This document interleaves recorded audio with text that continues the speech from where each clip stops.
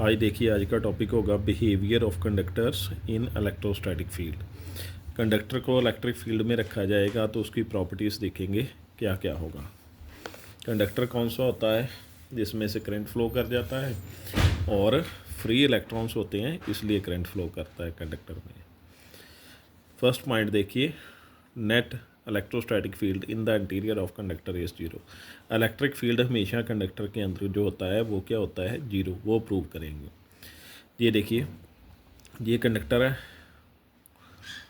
और ये दो प्लेट्स हैं। एक प्लेट पे पॉजिटिव चार्ज है, एक प्लेट पे नेगेटिव। इसका मतलब क्या है? ये इलेक्ट्रिक फील्ड है। पॉजिटिव से नेगेटिव एक्सटर्नल इलेक्ट्रिक फील्ड जो अप्लाई किया उसकी डायरेक्शन बना दी। अब देखिए, ये जो कंडक्टर है इसमें क्या होंगे? Free electron. इलेक्ट्रॉन पर क्या चार्ज होता है? नेगेटिव। वो किस तरफ चले जाएंगे? इस तरफ चले जाएंगे, क्योंकि इस तरफ पॉजिटिव चार्ज है। पॉजिटिव चार्ज इलेक्ट्रॉन्स को अट्रैक्ट करेगा और इलेक्ट्रॉन जहाँ पे आ जाएंगे, यानी कि नेगेटिव चार्ज आ जाएगा।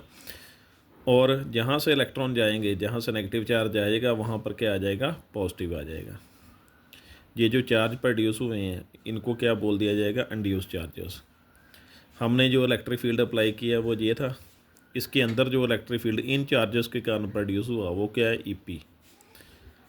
ईपी और ई नोट दोनों की डायरेक्शन इसके अंदर क्या होगी? जीरो, ऑपोजिट होगी। सॉरी, दोनों की डायरेक्शन क्या होगी? ऑपोजिट, ईपी और ई नोट की। और दोनों इसलिए माइनस हो गए, इक्वल है तो जीरो हो गए। दोनों क्या है? ऑपोजिट डायरेक्शन में, और दोनों का मैग्नीट्यूड बोल सकते हो क्या है? सेम है, इसलिए दोनों क्या हो गए? माइनस होकर जीरो। इसलिए total electric field inside the conductor क्या होता है? जीरो। अब देखिए दूसरा पॉइंट जो है, दूसरे पॉइंट में क्या होगा? इलेक्ट्रिक फील्ड प्रूव करेंगे always perpendicular to the surface of conductor. Electric field जो होता है always perpendicular to the surface of conductor. देखो, अगर इलेक्ट्रिक फील्ड परपेंडिकुलर होगा तो उसका कॉज वाला कंपोनेंट क्या होगा? जीरो, क्योंकि परपेंडिकुलर के साथ हमेशा साइन आता है। ई वेक्टर के दो कंपोनेंट होते हैं, ई साइन थीटा और ई कॉस थीटा। अगर इलेक्ट्रिक फील्ड परपेंडिकुलर है तो ई साइन थीटा होगा और ई कॉस थीटा क्या होगा? Zero. E cos theta equal to zero. और इलेक्ट्रिक फील्ड भी क्रॉस मल्टीप्लाई कर जीरो हो गया, या does not equal to zero बोल सकते हो। Cos theta equal to zero. और कॉस की वैल्यू जीरो कब होती है? कॉस 90। कॉस के साथ कॉस कैंसिल हो जाएगा, एंगल की वैल्यू 90 आ जाएगी। 90 का मतलब क्या है? Electric field always perpendicular to the surface of conductor. हमेशा इलेक्ट्रिक फील्ड परपेंडिकुलर होता है। तीसरे पॉइंट में देखिए, टोटल चार्ज जो होगा वो भी इनसाइड द कंडक्टर जीरो होता है। वो कैसे प्रूव करेंगे? ये देखिए, गॉस थ्योरम अप्लाई कर दी। Inside the conductor electric field zero होता है तो इलेक्ट्रिक फील्ड की वैल्यू जीरो। जहाँ भी पुट करेंगे ये जीरो हो जाएगा।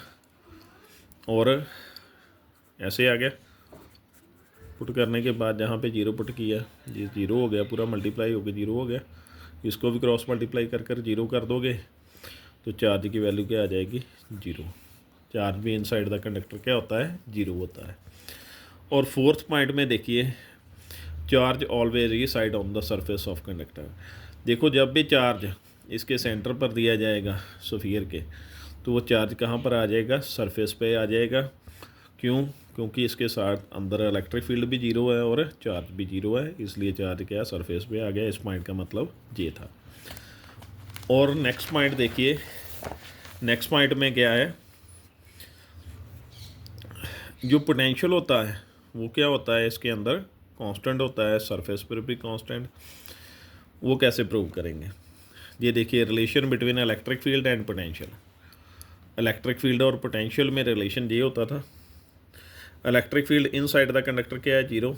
जहाँ पे जीरो पुट करेंगे E equal to d V upon d R लिख सकते हैं। माइनस का साइन जो है वो छोड़ सकते हैं जीरो के लिए। ये भी क्रॉस मल्टीप्लाई होकर जीरो हो गया। D V equal to zero. D V equal to zero का मतलब क्या है? Change in potential equal to zero. Change in potential equal to zero. अगर पोटेंशियल की चेंज जीरो होगी तो पोटेंशियल क्या होगा? कांस्टेंट। ये पोटेंशियल वाला पॉइंट जो है वो प्रूव हो गया है इसका। नेक्स्ट देखिए, पॉइंट क्या है? Electric field at the surface of charge conductor. Charge conductor के सरफेस पर इलेक्ट्रिक फील्ड की वैल्यू फाइंड करनी, गॉस थ्योरम अप्लाई कर ये Gauss theorem E dot D S. और सरफेस पे चार्ज की वैल्यू ये होती है, सिग्मा आएगा सरफेस चार्ज डेंसिटी, उसका फार्मूला क्या है, चार्ज अपॉन सरफेस एरिया, ये आ जाएगा। चार्ज की वैल्यू फाइंड करोगे सिग्मा डी एस बन जाएगा जी, ये बन गया। ये गॉस थ्योरम का फार्मूला लगा लिया ये वाला। अब ये इलेक्ट्रिक फ्लक्स का फार्मूला था, ठीक है, ये मैंने गलत बोल दिया, ये ठीक था, ये गॉस थ्योरम का फार्मूला हो गया, ये इलेक्ट्रिक फ्लक्स का फार्मूला हो गया। अब फाई की वैल्यू ये आ जाएगी Q upon epsilon not, Q की वैल्यू ये पुट कर दोगे जहाँ पे, ये आ गया, ये नीचे ऐसे ही आ गया। अब देखिए इसमें, और फाई की वैल्यू ये आ जाएगी यहाँ पे पुट करेंगे, और डी एस के था, डी एस क्या हो जाएगा कैंसिल, और ई की वैल्यू क्या आ गई, ये आ गई। On the surface of conductor electric field का ये फार्मूला होगा। उसके बाद देखिए लास्ट पॉइंट है इसका, वेक्टर फॉर्म में लिखना चाहते हो लास्ट फार्मूले को तो ऐसे लिख सकते हो जो पीछे आया, इस पर वेक्टर डाल दो और एन कैप डाल दो। और surface charge density different at different points, देखो जहाँ पर चार्ज पॉजिटिव होगा कंडक्टर पर वहाँ सिग्मा यानी कि सरफेस चार्ज डेंसिटी की वैल्यू क्या होगी, पॉजिटिव, जहाँ पर नेगेटिव होगा वहाँ पर नेगेटिव वैल्यू होगी, और जहाँ पर चार्ज ज़्यादा होगा वहाँ पर ज़्यादा वैल्यू होगी किसकी, सरफेस चार्ज डेंसिटी की, जहाँ पर कम होगी और कम हो जाएगी वैल्यू। ये था topic behaviour of conductor inside electrostatic field या इलेक्ट्रिक फील्ड बोल सकते हो। Thank you.